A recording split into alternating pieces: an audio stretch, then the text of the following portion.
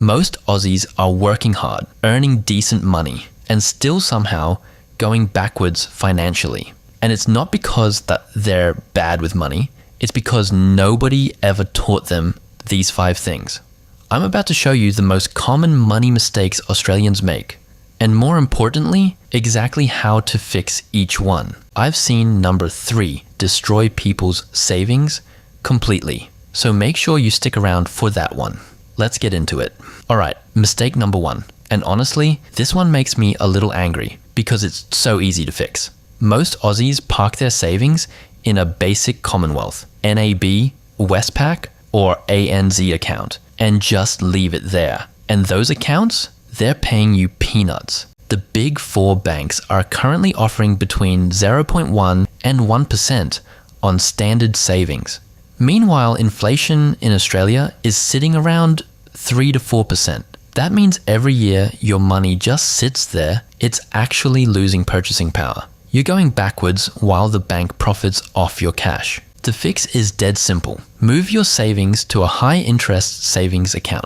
Right now, ING Savings Maximizer, Macquarie Savings Account, and UBank are all offering between 5 and 5.5% if you meet basic conditions, like depositing a set amount each month. That is a massive difference. On 10 grand, that's an extra $400 to $500 a year just for switching banks. Mistake number 2. And I'd say at least 60 or 70% of Aussies under 35 are guilty of this. They have no idea what's happening with their super. They just assume it's being handled and forget about it. Here's why that's a massive problem. 1. You might have multiple super accounts from different jobs, all charging you fees. 2. You might be in the wrong investment option for your age. Most default super funds put young people in conservative or balanced options when they could be in high growth and earning significantly more over 30 years. 3. Your employer might not even be paying your super correctly. It happens more than people think. The fix. Log into MyGov right now and check your ATO account. See how many super funds you have. If you've got more than one, consolidate them. Then log into your super fund and check your investment option.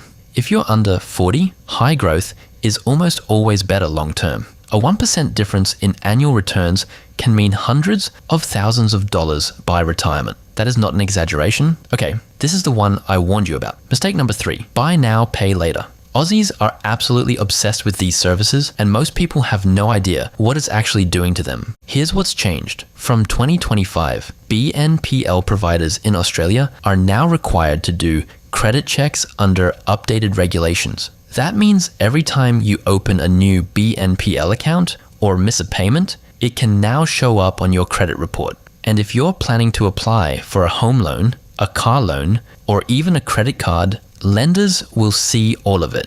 The sneaky part is the psychology. When you split a $200 purchase into 4 payments of $50, your brain doesn't register it as $200, so you spend more. Research shows BNPL users consistently overspend compared to people paying upfront, and those little missed payment fees, they add up fast. The fix: if you're using BNPL, limit it to one platform max and only use it if you already have the money sitting in your account. Treat it like a delayed debit card, not free money. And if you're planning a big purchase like a house in the next 1 to 2 years, I'd say cut it out completely until after you've got your loan approved. Mistake number 4, budgeting by vibes. This is when you kind of know roughly how much you earn, you pay your bills, and then you just spend whatever's left without really tracking anything. Sound familiar?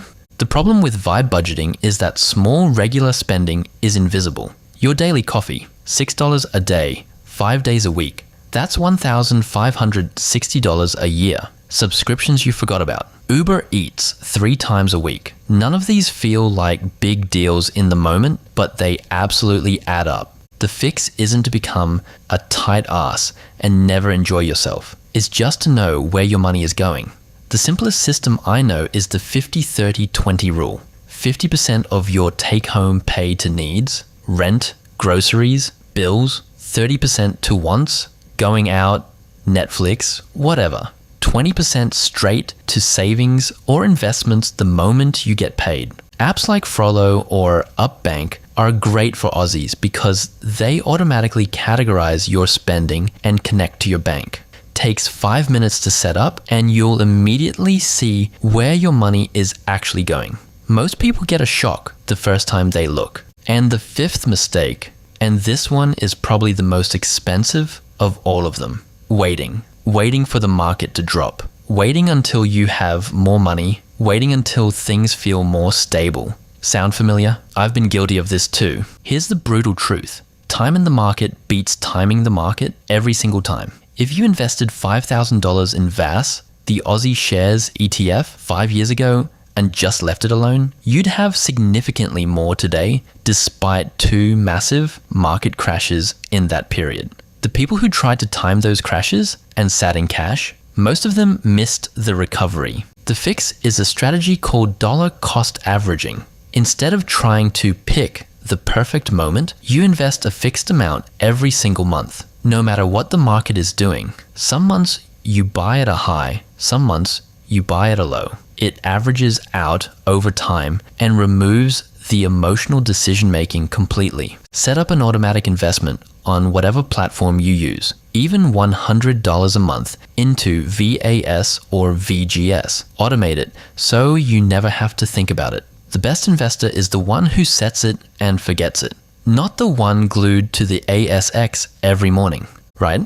Let's wrap it up. 5 money mistakes most Aussies are making right now. 1.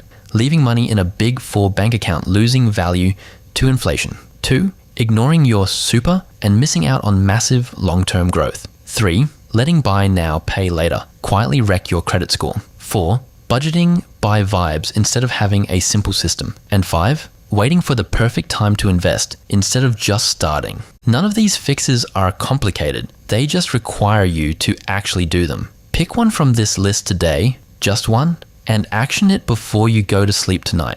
That's all it takes to start. If this helped you out, smash that like button. It genuinely helps the channel grow and means I can keep making content like this for free. Subscribe if you're new and hit the bell so you don't miss the next one. Drop a comment telling me which mistake you are most guilty of. I want to know. Cheers, legends.